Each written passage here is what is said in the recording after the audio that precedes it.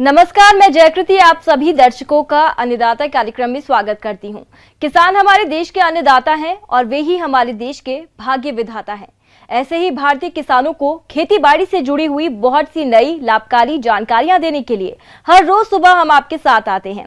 तो चलिए कार्यक्रम शुरू करने से पहले देखते हैं क्या है आज के अन्नदाता में। अपने राज्य में गर्मी में सब्जियों की खेती बड़े क्षेत्रफल पर की जाती है, लेकिन यदि किसान ड्रिप और मल्चिंग द्वारा सब्जियों की खेती करते हैं तो न केवल खरपतवारों की समस्या से बच सकते हैं बल्कि कम पानी में अधिक उत्पादन भी ले सकते हैं। तो किस प्रकार से उपयोगी है ड्रिप और मल्चिंग से सब्जियों की खेती, आइए जानते हैं कोटपुतली के कृषि पर्यवेक्षक नरेश कुमार सैनी से। अपने राज्य में पानी की कमी के चलते फसलों में सिंचाई के लिए ड्रिप का उपयोग किया जा रहा है। ड्रिप से कम पानी में समय पर तो सब्जियों में सिंचाई कर ही सकते हैं। इसके साथ ही ड्रिप के द्वारा सिंचाई के साथ घुलनशील पोषक तत्वों का प्रयोग भी कर सकते हैं। ऐसा करने से फसलों की पैदावार बढ़ने के साथ साथ उपज की गुणवत्ता भी अच्छी रहती है। इसके अलावा ड्रिप के द्वारा सिंचाई करने के और बहुत से फायदे हैं। ड्रिप इरिगेशन सिस्टम द्वारा जो है एक ट्यूबवेल से करीबन 2.5 हेक्टेयर में वो खेती कर पा रहा है किसान, और एक साल में 3 सीजन की क्रॉप वो ले पा रहा है। ड्रिप इरिगेशन सिस्टम द्वारा सबसे बड़ा फायदा तो क्या है, एक तो पानी की 70% तक बचत होती है। दूसरा जो है, जो भी इनको किसानों को खाद वगैरह कुछ भी देना है तो वो बेसल डोज में डायरेक्ट वेंचुरी द्वारा उसको दे सकता है, तो खाद की भी कम मात्रा में उसको देना पड़ता है। तीसरी चीज़ जो है, यदि ऑफ सीजन में भी किसान कोई खेती करना चाहता है तो मल्चिंग और लोटनल्स लगा के वो खेती कर सकता है, तो ऑफ सीजन में वो काफ़ी अच्छा मुनाफा कमा सकता है। बात करें अपन सबसे पहले मल्चिंग की, तो मल्चिंग का भी काफ़ी अच्छा रोल है इसमें। जैसे ड्रिप इरिगेशन सिस्टम द्वारा अपन सिंचाई करते हैं तो उसमें अपन 1 मीटर 1.25 मीटर की जो मल्चिंग लगाते हैं उसमें काफ़ी बेनिफिट इसमें मिलता है। तो मल्चिंग के 3 फायदे हैं किसान को। एक तो क्या है, ये टेम्परेचर मेंटेन रखता है भूमि का। दूसरा जो है, इसमें खरपतवार नहीं उगते हैं, तो खरपतवारों को हटाने की जरूरत नहीं पड़ती। मल्चिंग लगाने के इन लाभों के अलावा फसलों में कीट रोगों का प्रकोप कम होता है। खेत में लंबे समय तक नमी संरक्षित रहती है और फसलों की बढ़वार अच्छी होती है, जिससे फसलों की पैदावार अधिक मिलती है। ड्रिप और मल्चिंग के इन सभी लाभों को देखते हुए जो किसान अपनी सब्जी वाली फसलों में इनको लगाना चाहते हैं, वो कृषि विभाग द्वारा इस पर अनुदान भी दे है, तो इस अनुदान का लाभ उठाते हुए आप अपनी फसलों में लगवा सकते हैं। तो ड्रिप इरिगेशन सिस्टम में जो है सब्सिडी जो है सामान्य किसान को 50% और लघु सीमांत किसान को 70% अनुदान दिया जा रहा है। उसमें काफ़ी किसानों को फ़ायदा मिल रहा है। इसके अलावा जो मल्चिंग पे भी जो है 16,000 रुपये पर हेक्टेयर के हिसाब से मैक्सिमम एक किसान को 2 हेक्टेयर तक सब अनुदान दिए है। इसके अलावा जो क्रॉप कवर आता है उस पर भी अपने NHM स्कीम से वो सब्सिडी मिल रही है। तो उसमें क्रॉप कवर के लिए जो है 6500 रुपये पर 10 ईयर में सब्सिडी मिलती है किसान को, मैक्सिमम 10 ईयर पे, तो उस पे भी अनुदान दिया जा रहा है। किसान भाइयों, अभी तक आपने खेती से जुड़ी हुई कुछ उपयोगी जानकारियां देखी। अब लेते हैं एक छोटा सा ब्रेक, जल्द ही लौटेंगे और कार्यक्रम में आगे भी हैं खेतीबाड़ी से जुड़ी महत्वपूर्ण जानकारियां, तो बने रहिए हमारे साथ। ब्रेक के बाद आप सभी दर्शकों का अन्नदाता में स्वागत है। चलिए अब रुक करते हैं अगली कड़ी की ओर। पशुपालन में सबसे ज्यादा खर्च पशुओं के आहार में ही होता है। अगर पशुपालक स्वयं अपने स्तर पर पशु आहार बनाएं तो काफी हद तक आहार पर आने वाली लागत को कम कर सकते हैं। तो आप किस प्रकार से बनाएं संतुलित आहार, चलिए इस बारे में जानकारी लेते हैं पशु वैज्ञानिक डॉक्टर भूषण कुमार सिंह से। किसान भाइयों को नमस्कार एवं जोहार।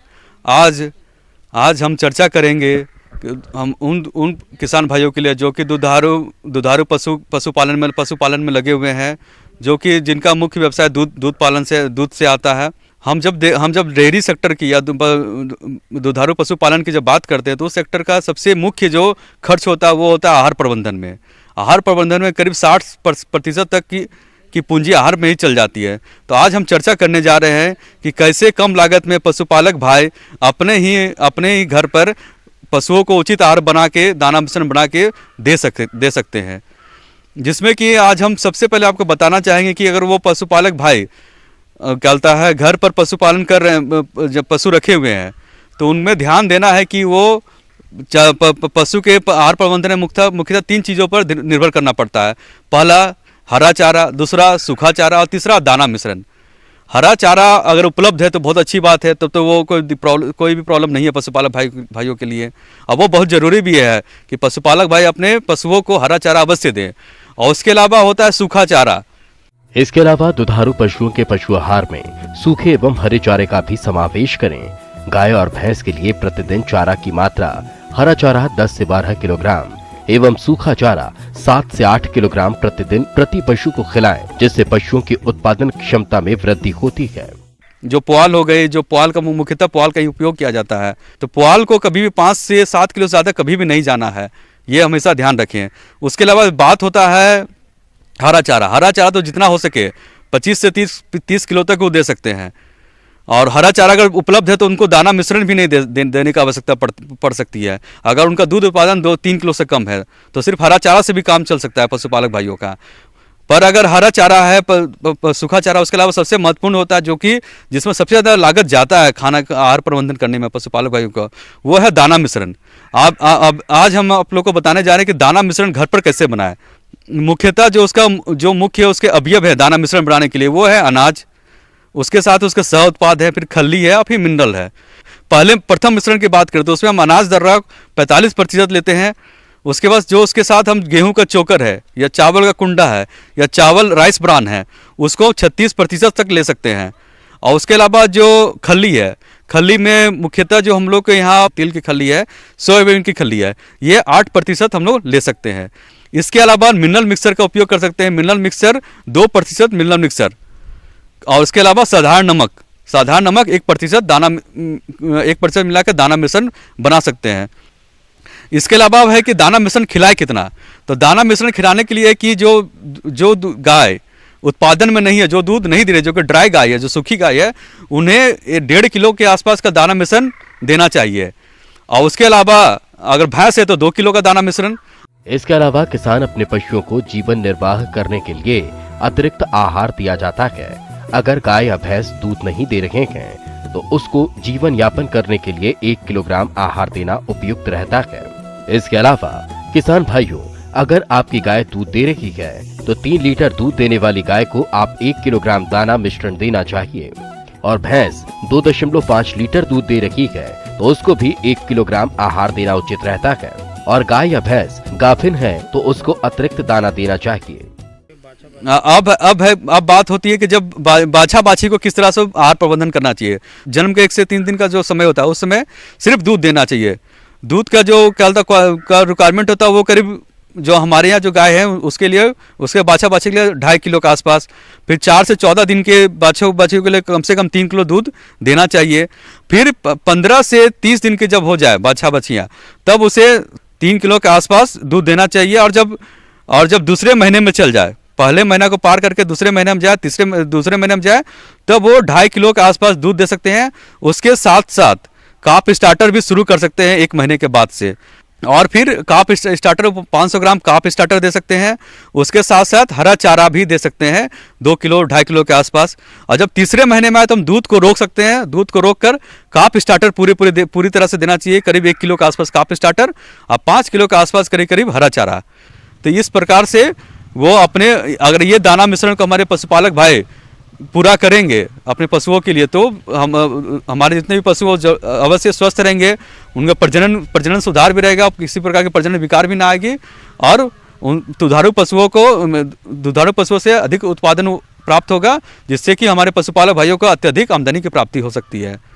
और तो इसलिए हम आशा करते हैं कि हमारे पशुपालक भाई हमारे द्वारा बताए गए सभी बातों का ध्यान रखेंगे और अपने पशुओं को संतुलित आहार देंगे। कम खर्च में अपने घर पर बना के ही संतुलित आहार अपने पशुओं को हमारे पशुपालक भाई दे सकते हैं। आगे और भी हैं खेती बाड़ी से जुड़ी हुई बहुत सी रोचक जानकारियां, पर यहाँ पर रुकेंगे एक और ब्रेक के लिए। जल्द हाजिर होते हैं। ब्रेक के बाद एक बार फिर से आप सभी दर्शकों का अन्नदाता कार्यक्रम में स्वागत है। बढ़ते हैं अगली प्रस्तुति की ओर। चना की फसल को फली छेदक कीट बहुत नुकसान करता है, जबकि इस कीट का सही तरीके से नियंत्रण करके अच्छा लाभ ले सकते हैं। तो किस प्रकार से करें फली छेदक कीट का नियंत्रण, इस बारे में बता रहे हैं ग्राम्य परीक्षण केंद्र हनुमानगढ़ के सहायक कृषि अनुसंधान अधिकारी डॉक्टर सुरेश कुमार यादव। आज मैं चने का प्रमुख कीट फली छेदक के बारे में मैं किसानों से उसके बारे में व उसके प्रभावी नियंत्रण के बारे में चर्चा करूंगा। सबसे पहले तो मैं किसान भाइयों को बताना चाहूँगा कि जो चने में जो फली छेदक आता है उसका टाइम क्या है, उसका जो फसल में क्या वो क्षति पहुंचाता है और उसका पहचाने का क्या तरीका है। तो ये फली छेदक कीट है जो इसकी प्रारंभिक अवस्था होती है तो यह पौधे की पत्तियां है उसको खाता है। जैसे ही फली बनना स्टार्ट होती है तो ये उसमें छेद करके और अंदर जो दाना बन रहा है उसको खाना स्टार्ट कर देता है, जिससे फसल की पैदावार में भारी क्षति होती है व उपज कम प्राप्त होती है। सुबह के टाइम में देखोगे तो खेत के ऊपर आपको चिड़िया उड़ती दिखाई देगी। ये चिड़िया जब दिखाई दे तो आपको समझ जाना चाहिए कि इसमें अपने फली छेदक का प्रकोप हो चुका है व प्रभावी नियंत्रण अपने को अपनानी चाहिए। किसान भाइयों, चने की फसल को नुकसान पहुंचाने वाले कीटों में बात करें फली छेदक कीट की तो इसका प्रकोप फसल में शुरुआती अवस्था से ही शुरू हो जाता है और यह आगे चलकर चने की फलियों में छेद कर दाने को खाकर भारी नुकसान पहुंचाता है, जिसके कारण किसानों को चने की फसल से बहुत कम उपज मिल पाती है। तो किसान भाई समय रहते इस कीट का समेकित नियंत्रण किस प्रकार से करें, इन सब के बारे में जानते हैं। चूँकि यह चने की फसल का एक प्रमुख कीट है तो हम इसके प्रभावी नियंत्रण के बारे में कुछ चर्चा करना चाहेंगे। आप प्रकाश पास या फिरोमोन ट्रैप का यूज भी कर सकते हैं। अगर एक फिरोमोन ट्रैप में 1 से 2 फली छेदक 3 से 4 दिन तक लगातार आती है तो अपने को समझ जाना चाहिए कि फली छेदक का अच्छे से अटैक हो चुका है और अपने को प्रभावी नियंत्रण करना चाहिए। इसके लिए हम अपन जैव आधारित कीटनाशी जैसे कि NPV न्यूक्लियर पॉलीहाइड्रोसिस वायरस जो 112 LE प्रति बीघा के हिसाब से हम इसका छिड़काव करें। किसान भाइयों को ध्यान देने योग्य बात यह है कि इस जैव आधारित कीटनाशी का प्रयोग फसल में हमेशा शाम के समय करें, दोपहर में इसका यूज कभी नहीं करें। इसके अतिरिक्त बेसिलस थुरिंजेंसिस जो एक बैक्टीरिया है इसका भी 300 ग्राम प्रति बीघा के हिसाब से छिड़काव कर सकते हैं इस कीट के नियंत्रण के लिए। चने की फसल में सूंडी कीट की रोकथाम के लिए शुरुआत की अवस्था से ही उपायों को अपनाना चाहिए। चने के खेत में 5 फेरोमोन ट्रैप प्रति हेक्टेयर की दर से लगाएं। इसके अलावा आप चने की फसल में टी आकार की लकड़ी की जगह खूंटियों को लगा दें, जिससे इस टी आकार के ऊपर पक्षी बैठे और इस इल्ली या सूंडी कीटों को खाकर नष्ट कर दें। किसान भाइयों, यदि चने की फसल में 5 से 7 नर कीट दिखाई दें और जैविक एवं यांत्रिक तरीकों से नियंत्रित ना हो तभी आप रासायनिक दवाओं का इस्तेमाल करें, जो इस प्रकार से हैं। हम इस पे जो स्पाइनोसेड आता है 45 SC 0.3 ml प्रति लीटर और एमामेक्टिन बेंजोएट 5 SG 0.5 ग्राम प्रति लीटर के हिसाब से अपने खेत में इसके नियंत्रण के लिए छिड़काव कर सकते हैं। इनके अतिरिक्त हम इंडोक्साकार्ब 1 ml प्रति लीटर या प्रोफेनोफोस 50 EC 1 ml प्रति लीटर का स्प्रे अपन इस कीट के नियंत्रण के लिए यूज कर सकते हैं। अन्नदाता हेल्पलाइन निशुल्क फोन संपर्क सेवा के माध्यम से आपके द्वारा पूछे गए प्रश्नों में से 1 या 2 महत्वपूर्ण प्रश्न को हम अपने कार्यक्रम में शामिल करते हैं। इसी के तहत आज का चयनित प्रश्न और उसका जवाब इस प्रकार है। देखिए, वर्टिकल गार्डनिंग जो है या वर्टिकल गार्डन्स जिसको हम फिर गार्डनिंग करते हैं, जो एक्टिविटीज़ करते हैं उसको गार्डनिंग बोलते हैं। यानी ये ज़मीन जगह कम घेरता है और ज़्यादा से ज़्यादा पौधे इसके प्रति वर्ग मीटर ज़्यादा से ज़्यादा पौधे आते हैं। छतों, बालकनी और शहरों में बहुमंजिला इमारतों के कुछ हिस्सों में फसली पौध उगाने को भी वर्टिकल कृषि के ही एक हिस्से के रूप में देखा जाता है। हालांकि इसके सबसे अच्छे नतीजे तब मिलते हैं जब ऐसी खेती इमारत के भीतर या पॉली हाउस में की जाती है। इनमें पर्यावरण की दशाओं को नियंत्रित किया जा सकता है। वर्टिकल कृषि का बुनियादी उद्देश्य कम से कम जगह में ज्यादा से ज्यादा संख्या में पौधे उगाना है। इसमें क्षैतिज की तरह वर्टिकल जगह का इस्तेमाल किया जाता है। इस बागवानी का सबसे बड़ा फायदा ये है कि शहरों में जहाँ पर इंफ्रास्ट्रक्चर का डेवलपमेंट बहुत ज़्यादा होता है, जगह कम होती है, वहाँ पर कम जगह में भी वर्टिकल गार्डनिंग करते हैं। और वर्टिकल गार्डनिंग का मतलब होता है कि प्लेटफॉर्म में स्ट्रक्चर बनाते हैं और उस स्ट्रक्चर पर हम पौधों को रखते हैं। और बागवानी कई तरह से करते हैं। एक तो लैंडस्केपिंग के साथ हम वर्टिकल गार्डनिंग करते हैं और दूसरे मल्टीप्लिकेशन। अगर आप नर्सरी मैन हैं, अगर आपकी एरिया कम है तो वहाँ पर भी हम पौधों को जो प्रसारण करते हैं, मल्टीप्लाई करते हैं, वहाँ पर भी हम स्ट्रक्चर बना के अपने पौधों को रखते हैं और फिर उनसे पौधे बनाते हैं। और दूसरा एक और इम्पॉर्टेंस है कि वर्टिकल फार्मिंग भी या वर्टिकल गार्डनिंग, यानी वो वेजिटेबल्स की और फूलों की, दोनों की जा सकती है और सालों भर की जा सकती है। बढ़ती जनसंख्या और कम होती कृषि योग्य भूमि की परेशानी कम होगी। खड़ी खेती के माध्यम से कम जमीन में अधिक उत्पादन किया जा सकता है। खड़ी खेती में बनावटी प्रकाश और बनावटी पर्यावरण का निर्माण किया जाता है, जिसके कारण मौसम का कोई भी दुष्प्रभाव नहीं पड़ेगा। फसल नष्ट होने का कोई खतरा नहीं रहता। परंपरागत खेती में कई तरह के रासायनिक खाद और खतरनाक कीटनाशक दवाओं का उपयोग होता है, जिससे तरह तरह की बीमारियां फैलती हैं। वहीं खड़ी खेती में रासायनिक खाद और कीटनाशक दवाओं का उपयोग नहीं होता है। खड़ी खेती से किसानों की आय बढ़ेगी और उनके जीवन स्तर में सुधार हो सकता है।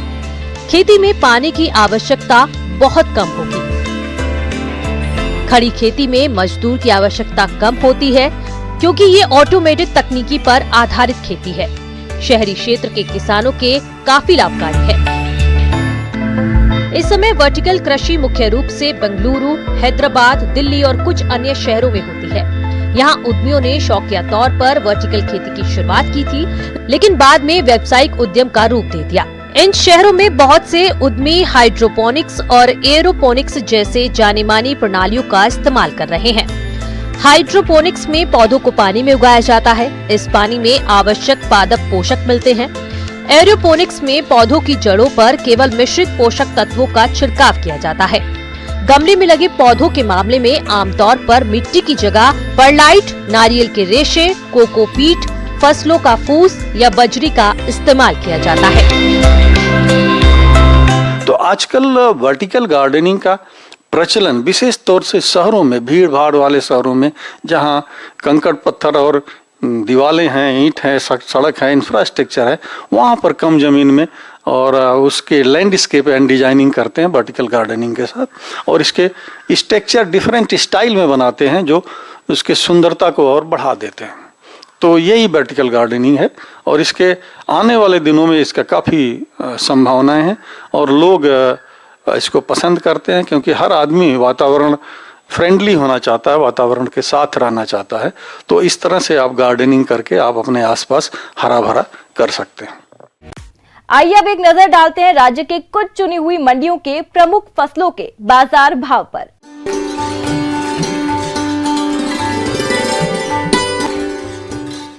अब आइए देखते हैं कल दिखाए जाने वाले कार्यक्रम की मुख्य झलकियां। गेहूं और जौ की फसल में लगने वाले रोग और इनका नियंत्रण,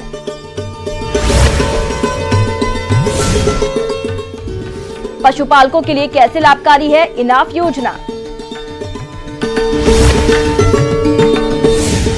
किसान भाइयों, अन्नदाता आपकी सेवा के लिए संकल्परत है। कृषि संबंधित समस्या और सुझावों के लिए आप हमें इस पते पर संपर्क कर सकते हैं। प्रोड्यूसर अन्नदाता news 18 Rajasthan, Ramoji film city, Hyderabad 501512। साथ ही आप हमें ईमेल भी कर सकते हैं। हमारा ईमेल है p18annadatarajasthan@nw18.com। इसके अतिरिक्त आप हमें निःशुल्क हेल्पलाइन नंबर 1800419155 पर सोमवार से शनिवार सुबह 10 से शाम 4 बजे के बीच संपर्क कर सकते हैं। किसान भाइयों, अब समय हो रहा है आपसे विदा लेने का, तो हमारी अन्नदाता टीम को दीजिए इजाजत। कल फिर आपसे मुलाकात होगी कृषि संबंधित कुछ और महत्वपूर्ण जानकारियों के साथ। नमस्कार।